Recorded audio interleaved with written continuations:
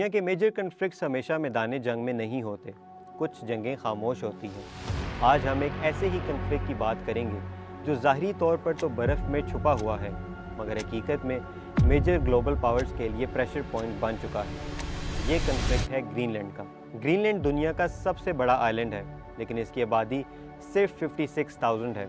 ظاہری طور پر تو یہ بالکل پیسفل نظر آتا ہے، لیکن حقیقت میں اس میں وہ سب کچھ موجود ہے جو ایک 21ویں صدی کی پاور کو ڈیفائن کرتا ہے۔ گرین لینڈ کا ایشو سمجھنے کے لیے اس کی امپورٹنس سمجھنا لازمی ہے۔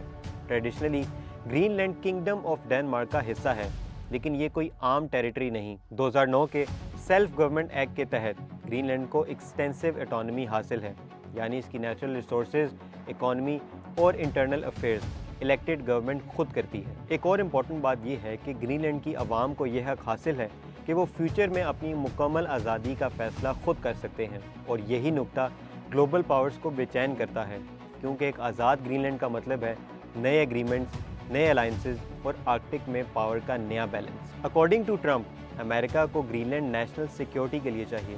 یہاں موجود امریکن پیٹوفک اسپیس بیس U S missile warning, satellite surveillance اور اسپیس ڈیفنس سسٹم کا اہم حصہ ہے، اور آرکٹک سے آنے والے کسی بھی میزائل کا پہلا سگنل اسی علاقے سے ملتا ہے۔ رشیا کی بڑھتی ہوئی ملٹری ایکٹیویٹی اور چائنا کی آرکٹک میں اکانومک انٹری نے امریکہ کو یہ محسوس کروایا ہے کہ اگر U S influence Greenland میں کمزور ہوا تو امریکہ کا اسٹریٹجک ایج ختم ہو جائے گا۔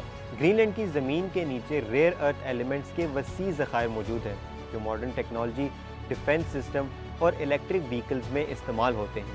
اس کے علاوہ آئل، گیس، یورینیم اور دنیا کا سب سے بڑا فریش واٹر ریزرو جو برف کی صورت میں موجود ہے۔ یہ سب گرین لینڈ کو فیوچر گلوبل اکانومی کا سینٹر پلیئر بنا سکتے ہیں، اور اسی لیے امریکہ، یورپ اور چائنا گرین لینڈ میں اپنا انفلوئنس بڑھانا چاہتے ہیں۔ اب ہم اس ڈسپیوٹ کے سب سے سینسٹیو حصے پر آتے ہیں۔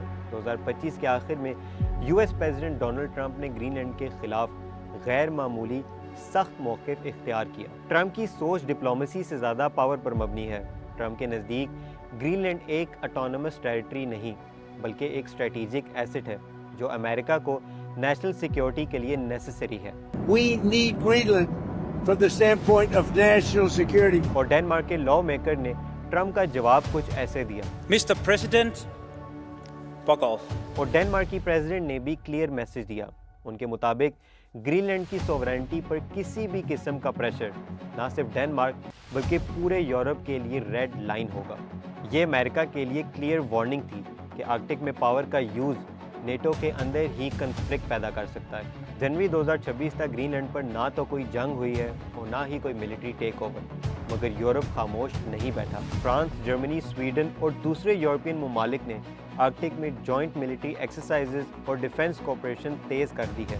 یہ سٹیپس آفیشیل وار نہیں، مگر واضح سگنل ضرور ہیں۔ اب سوال یہ نہیں رہا کہ یہ کشیدگی ہے یا نہیں، اب سوال یہ ہے کہ یہ کشیدگی کس سمت جا سکتی ہے، اور ایکسپرٹس 3 پاسبل پاتھس بتاتے ہیں۔ پہلا رستہ ہے انکریزڈ یو ایس پریشر، زیادہ ملٹری پریزنس اور زیادہ سیکیورٹی ڈیمانڈز، لیکن یہ رستہ نیٹو کو اندر سے کمزور کر دے گا۔ دوسرا رستہ ہے ڈپلومیٹک سیٹلمنٹ، یہ سب سے ریئلسٹک پاتھ وے ہے، جس میں امریکہ کو کچھ سیکیورٹی رائٹس ملیں گے لیکن سوورینٹی گرین لینڈ کی برقرار رہے گی۔ تیسرا رستہ ہے امریکن ریٹریٹ، جس کی پاسبلٹی سب سے کم ہے لیکن یہ سب سے پرنسپلڈ پاتھ وے ہے، جہاں پاور کی بجائے انٹرنیشنل لاء کو پرائیورٹی دی جائے گی۔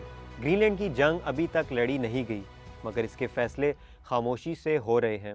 آپ کے نزدیک گرین لینڈ کا فیوچر کیا ہوگا؟ اپنی رائے کمنٹس میں ضرور بتائیں۔